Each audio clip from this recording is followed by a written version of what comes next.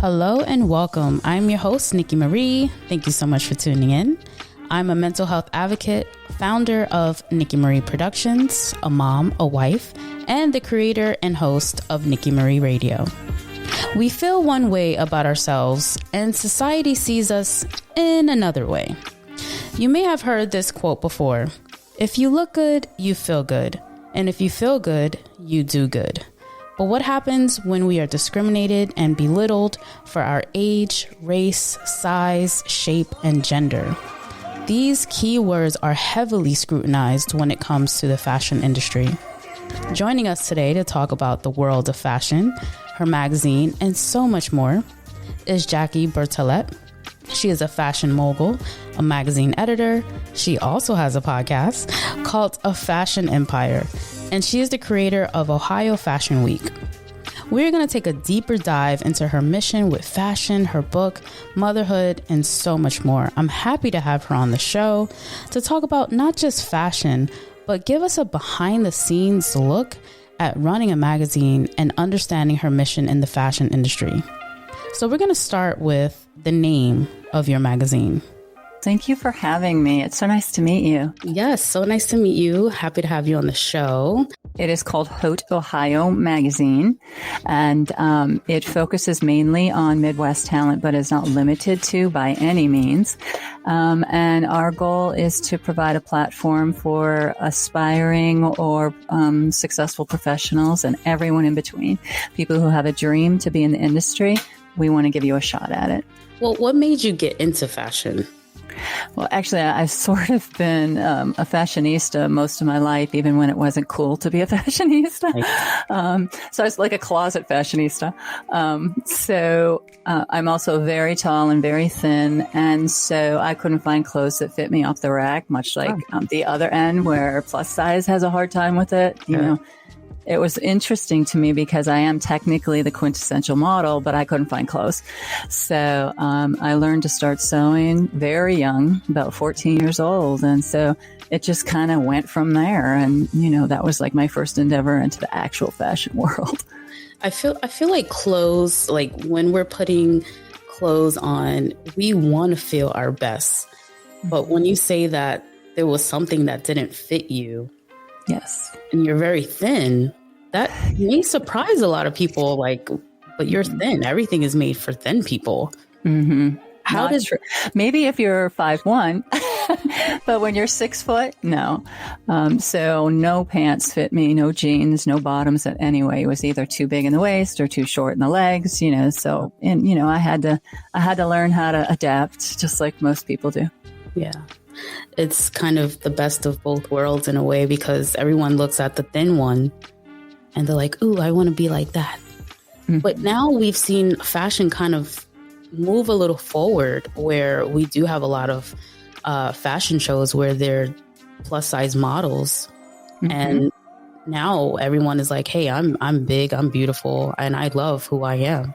Mm-hmm. But do you think that from the beginning of fashion, if you can kind of take us back to what you've learned just being in that industry, in that world? Mm-hmm. Well, when I started, it was many decades ago, and the industry was totally different than it is today. It was a very myopic industry, even for models. You know, being 6 foot tall and a size 2, I was not actually allowed to model because, I mean, it was a rough go for me because they wanted 5'10", and I was 6 foot. So, you know, there's been discrimination in this industry as long as I've been around it, and probably much longer than that. But, you know, I made my way, and I said, no, I'm going to do it. And I started modeling, and that's kind of how I put myself through college, or at least paid for a lot of it. And so I think as time has gone on, the actual industry has become a little bit more relaxed. But I think the main markets still have a long way to go. I applaud them for where they're at, but they have a long way to go. Yeah. And so my goal was to provide a market for people who were not in the traditional model mold. Yeah. I mean, if we take a deeper dive, not just in the body aspect of humans and fashion, But if we take a deeper dive into ageism, you know, we all age differently. We all look different, obviously, when we age. And the aging process can be painful because of, you know, what comes along with that. So I think we're pretty much all looking for the fountain of youth. Yeah, I think so. I'll buy some of that. But how do you see age when it comes to your magazine? I've, you know, had the opportunity to kind of look through the pages, and I'm thinking, you know, what do you look for? Like, if you're in this industry, now you're seeing what you want for your magazine. Yes. So how do you recognize people of all ages, sizes, color? My process is open castings. So you do not have to be a professional. You do not have to be seasoned. So we work with and seek out actually a lot of people who just had a dream of trying it. For me, it has nothing to do with your physical package. It has everything to do with the beauty inside. So if you have the determination, if you have the commitment to find the joy in yourself, then we're going to help you find it. And, I can teach anyone to model. It's very difficult if you're in the high-end markets. Modeling is a very difficult profession.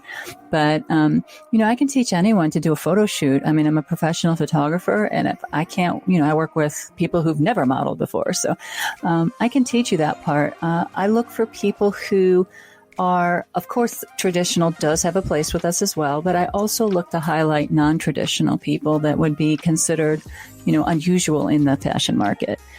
Because I think there's beauty in everyone, all ages, all sizes, all genders, all walks of life. And I think we need to start showcasing that. Absolutely. Absolutely. And, we see social media for what it is, putting everything all pretty, and it just looks all amazing. But there are cracks and dips and things that lines. We should celebrate more. There's a lot of photoshopping with a lot of images that we see. So with what you're doing, what is your mission? Because I know you're in pre-production with your book. So let's explore that a little bit. Your mission with your book. And also just kind of taking those Photoshop processes out of our view. Yes. Just being authentic. One of my main goals is to not Photoshop. I can do everything in Photoshop, but I choose to show the beauty in the model. So I don't go out of my way to change skin colors or complexion or, folds or anything like that. I go out of my way to make sure that we bring the beauty out of what is already there. So my mission is to stay true to reality as possible and to showcase beauty and inner beauty in everyone. The book, everything I do is based on that, but the book is a culmination of, I believe it's 17, don't quote me on that, but it's 17 stories of models from all different walks of life who started out in self-doubt situations. Some of them were very seriously abusive, and some of them were just simply, I don't think I'm beautiful, all the way into finding their inner beauty through modeling. So it's more of an inspiration on how to, it's sort of a patchwork for somebody who might be struggling in their own youth. So you don't have to necessarily have modeling as your goal. It can be a self-help kind of just someone to identify with as well. But that's the goal, is to show beauty in everyone and to find beauty in yourself, because, people are not going to find it in you for you. You have to find it in yourself. That's such a powerful statement, because when we look in the mirror, what do we see? And that reflection stares back at you and hopes that you love it, all of it. Yeah. And some days I don't love what I see either. I'm not exactly 20 anymore. So I see the lines and I see the crepey skin and I'm like, oh, but, I just love who I am, and I've had such a beautiful life, and I'm so blessed to offer opportunities to people who have dreams. And, I try to focus on the life that I live, not the body that I'm in. Ooh. So. Yes, that's even more powerful. Because we're all just vessels, and Yes, my dad used to say that to me. That's funny you said that. Yeah, it's just funny. I posted something on my social media, and everyone can go look and I don't know, laugh, feel entertained at NikiMarie_radio. But I posted, this part where we don't want to adult. Like, adulting is the worst, but it is. It is. But I think it's more of the process of being children when everything seems so easy and simple. Our parents took care of everything. And now here we are, fast forward, we're adults having our own children. Yes. So it's like, you don't want to adult. So being a mom on top of everything else, like the career, the podcast, just everything. Now you have children, and everything changes. Yes, absolutely. What was that moment for you with your son that changed?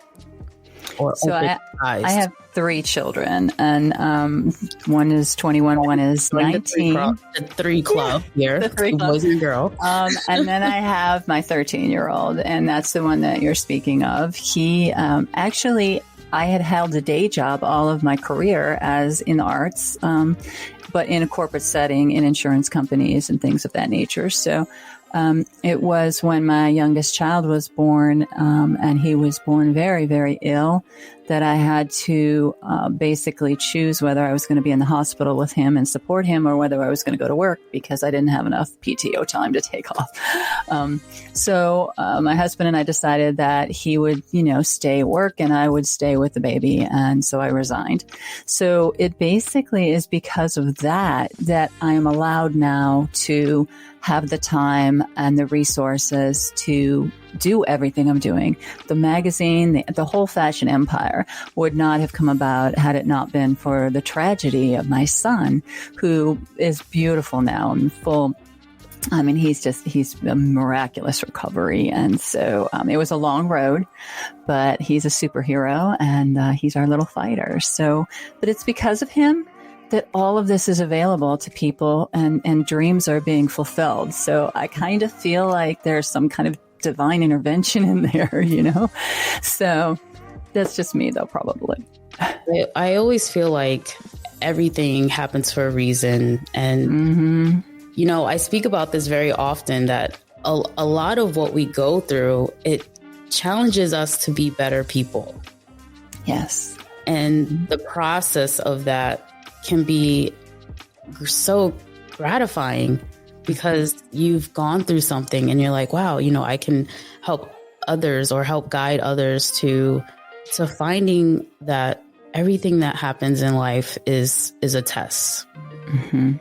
And absolutely. It's really how you come through that, passing the tests. I mean, some people are like, well, I'm never going to pass the test. And I'm like, no, you're surviving, you're living, you're thriving. You've passed the test. What are you talking about? Yeah. I mean, to me, there's not even an option. I mean, failure is only failing to try it. Yeah. I mean, yeah. Life is not a test. Life is life. And, so what started out as a horrible tragedy that I couldn't understand where God was in this situation, ended up being his glory, because, he brought us to the right doctors, and everything just fell into place for him. And, thank God he is a well child now, and on target and on grade level. But it's because of that time being home with him that I've been able to launch all of these businesses that support other people. But my main and always first goal is to homeschool him. So everything happens around that. So his success in life, my first goal, my older 2 are already out of high school, so they're good to go. So my kids are always my focus, and he needs to get through school first. And so everything else is like icing on the cake. Yeah. speaking of the icing on the cake, I'm so happy to know that you are also a podcaster. Yes. Yes. That was kind of like the book as well. Those were things that people have been asking me to do for really since I launched the magazine almost 6 years ago now. And I was like, I don't know when you think I'm going to have time for this, people. I run Ohio Fashion Week. I run the magazine. Of course, I homeschool my son. I manage models. I'm a commercial photographer, on my own. And like, I don't know when I'm going to have time to learn these new skills, how to podcast and how to write a book and stuff.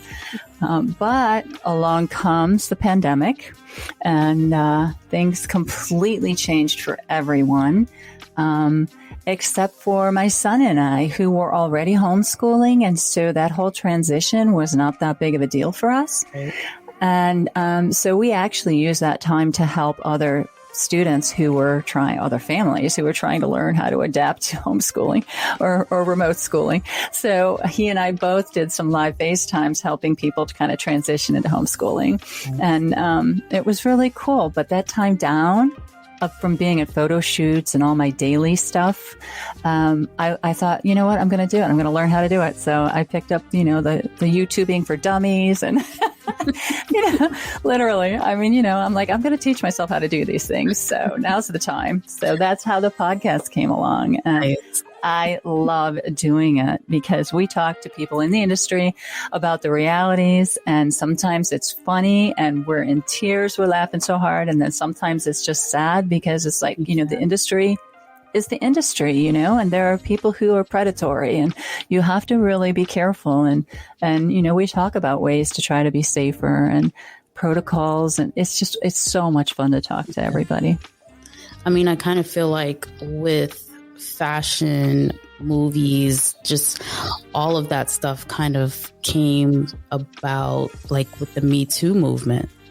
Mm-hmm. So we can talk about protocols and kind of restrictions and guidance and all of that stuff. Like how do, models say no when an opportunity comes up and they feel like they won't be able to get to where they're going because there is someone who's threatening them and saying, well, you're not going to do X, Y, and Z. Mm-hmm. You're not going to be anybody because you actually need me to move ahead. Mm-hmm. Well, my first piece of advice, absolutely, you can do anything without them. So that might close the door on a route that you were headed for, but that doesn't mean that the door is closed on getting into the industry. It just means that door is closed. Yeah.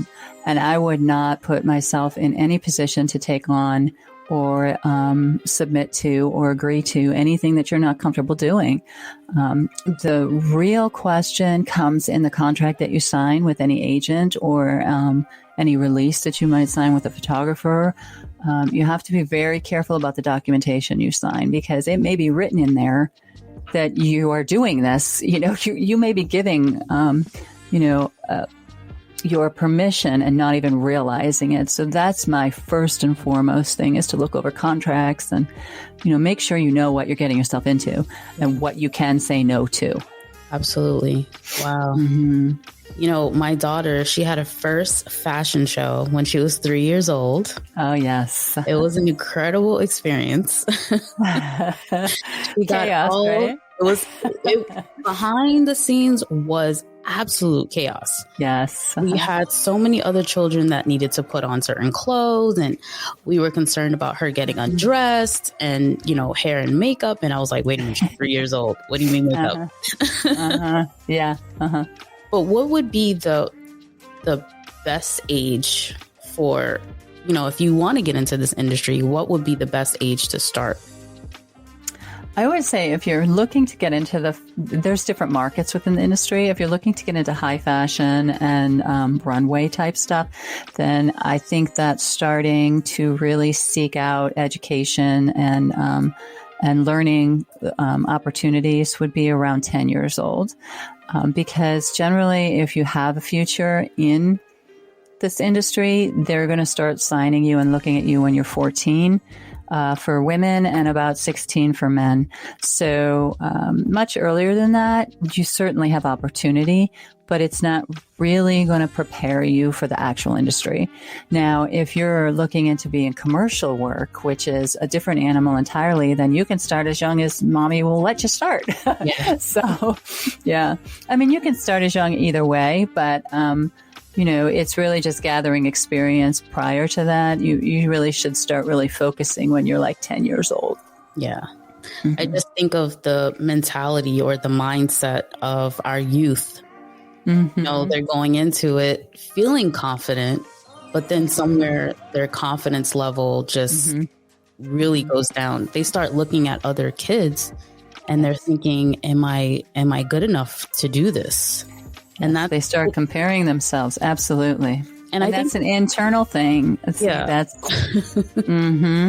that was the drawback with my daughter, because, she was 3.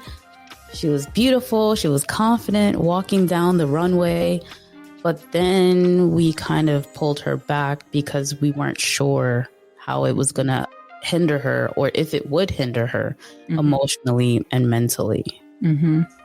Well, that's actually, it can. I'm not going to, deny that, because it absolutely can. It depends on the people you surround yourself with or surround your child with. And it depends on the strength of your child to be able to say, no, you're not right. I'm right. I'm beautiful, just like you're beautiful. But that's basically the premise of my book, The Mission. It's called The Mission, Heartening Your Beauty, because it's about finding your inner beauty in a world that tells you you're not beautiful. So for me and everything I do, and the other producers who I work with in the Midwest and actually around the country, I only associate with people that I would trust my children with. So people who are positive, people who are uplifting, people who do not go around, he said, she said, did you see, oh my gosh, everybody's like, oh my gosh, we're walking a runway, it's not like, oh, look what she's wearing, right. Everybody, so I think it comes down to who you find to be part of, certain, it's like beauty pageants, there are some beauty pageants that are absolutely about making the child into an adult, but then there are some beauty pageants that are absolutely about shining the beauty of a 3-year-old, so it just depends on who you align yourself with, because this industry is so amazing to build confidence. I have a little, if I may, I have, I believe she's 6 now. I signed her at 5, little girl. Such a beautiful little girl, but I met her as a coach, runway coach, for a pageant that she was signed up for. Mom forced her to do. She was so shy. I mean, I don't think I ever met any kid that was as shy as she was. She would not even let go of my leg at the coaching sessions and stuff. And in about 6 weeks of coaching, she finally ended up actually walking the runway by herself, which I never thought would happen, because I didn't think she was even going to make it to the show. Yeah. But that young lady has now signed with me. And her mom is constantly calling me saying, when's she going to get on the runway? She can't wait. She needs the photo shoot. She's looking for, like, she cannot get enough of it now. And that is all because of her being around people who are uplifting her and telling her she's beautiful. And when we do criticism, it's constructive. It's, hey, try this when you're walking, or, it's not, what are you doing? Right. So, but the industry can't be like that. So you have to be strong. Yeah, man. Talk about the words we tell ourselves and the words we tell our kids. So when is this book coming out? It's actually in pre right now. So our target date is the end of June or July 1st. We would like to get it out with our summer issue on June 22nd. Nice. But it depends on production if we can get it out. That's our actual goal, June 22nd. Yeah. But I think our feasible goal is July 1st. But it's such a good book, and I really encourage people to read it and share it with their kids, because there's every single person can identify with some story in there. Yeah. And some of them will bring you to tears, and some of them will make you laugh. And it's important for someone to have a role model to say, hey, if they did it, I can, So I think that's fantastic. I'm all about telling stories, sharing stories, the good, the bad, the ugly, incredible, impactful stories. And that's pretty much what we do on this show. Tell stories and feel confident and comfortable telling your story. Right. So what is the name of your magazine one more time? It is called HauteOhio, HauteOhio Magazine. And our website is HauteOhio.com. And everything we do, you can find links to or tabs there, including the podcast and any merch we sell. Or if you want to contribute, if you want to participate, if you want to sponsor or advertise any of the levels of participation, it all has the information there on how to submit to us and how to get your information to us and see if maybe we can help you, realize your dream. And what's your social media information? Yes. So everything except Facebook, that would be YouTube and Twitter and Instagram. It's going to be OHFW_official. And then on Facebook, we have pages for each one of my individual entities. So Fashion Alliance, Ohio Fashion Week, HauteOhio Magazine, Discovered Model Scouting and Management. So they're all there. You can just kind of, there, and you can link to everybody. So it's cool. With everything going on, I know that you created the Ohio Fashion Week, but what does fashion look like during a pandemic? Unfortunately, it looks very comfy and terry cloth, fleece. But the irony is that that's one of the things that I did during the pandemic to try to lift spirits. Was we did what was called the Boredom Ball, and we did a virtual event around the world, and we picked one day and had everybody dress up and get beautiful in their most beautiful piece of clothing, whether it was a tuxedo or a beaded gown or whatever their most gorgeous piece was that they felt beautiful in.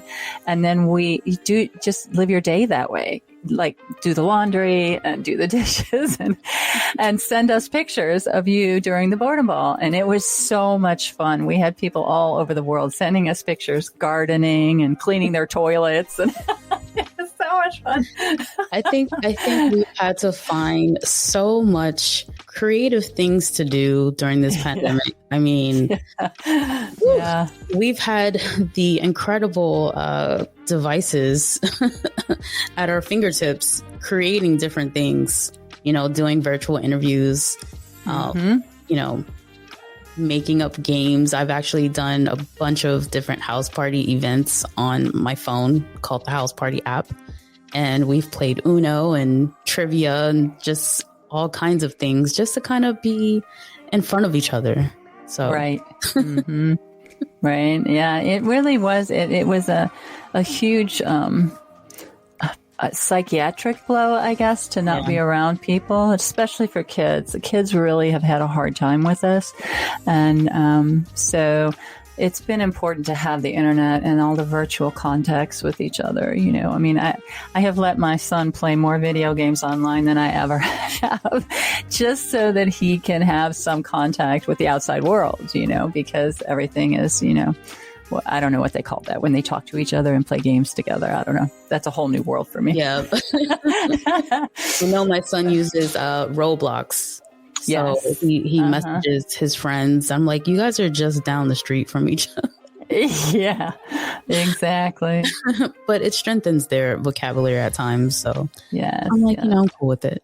Yeah. But it was- and my actually for my son, his neurologist actually had us start video games very young with him, specifically because of the hand-eye coordination. And so he is very one of his shortcomings is strength in his left side, and so it really does help him, like with his OT and his fine motor skills and stuff. So I know a lot of people are like, oh, video games are mushing your mind, but there are so many things that are positive about them too. I mean, there's some negative, but you have to find you have to find your inner beauty. You have to find the beauty in things that are that they love. I mean, so it's all about finding balance. Yes. Finding balance. So thank you so much for being on the show today. I appreciate you. Thank you. I appreciate you.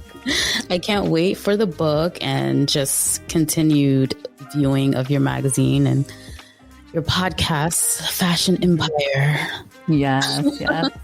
I dressed a little fashionable today. I noticed. I was going to comment on your shirt. It's amazing. Thank you. Thank you. Yes. Without you here, I would be just probably in my pajamas. So thank you. Thank you again. I mean, thank you to everyone because, without this show, I think that I would just sleep in bed all day and be in my PJs and wrapped up in my robe, cuddled up with a cup of coffee. Yes, I understand. Especially now, it is. I am like the kind of worker bee, like I never can relax. But I do find myself, especially on dreary days or something, I'm just like, I just want to stay in my robe too. So I totally understand you. Yeah. Thank you for listening to today's show. I hope you enjoyed the conversation. If you did, make sure you like and share this episode. You can follow Jackie on her Instagram at OHFW_official. You can also visit her website at www.HauteOhio.com. You can listen to this podcast wherever you love to listen to podcasts. Just type in the NikiMarie Radio Show. That's 1K.